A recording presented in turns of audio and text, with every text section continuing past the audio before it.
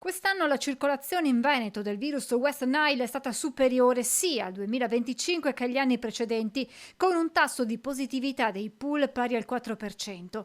Nella nostra regione, stando ai dati del laboratorio di entomologia sanitaria, i pool positivi sono 71, mentre i siti 41 su 57 trappole installate. Per quanto riguarda le province interessate, troviamo Venezia, Rovigo, Verona, Padova. Qui, lo scorso 18 agosto, si era registrata la prima vittima veneta per West Nile. Lorenzo Corradine, pensionato 84enne di Presina di Piazzola sul Brenta, si era spento all'ospedale di Cittadella dopo aver accusato i primi sintomi una decina di giorni prima.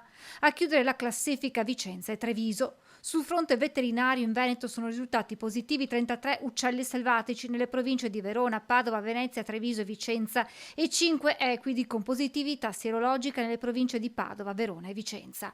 Una serie di fattori alla base di questa proliferazione, ad iniziare dalle temperature elevate e al prolungamento della stagione calda. A questo si deve aggiungere la presenza di zone umide che caratterizzano la pianura. Le condizioni di siccità prolungata concentrano le poche riserve d'acqua disponibili, che diventano così punti di aggregazione tra uccelli selvatici e zanzare, con conseguente amplificazione del virus.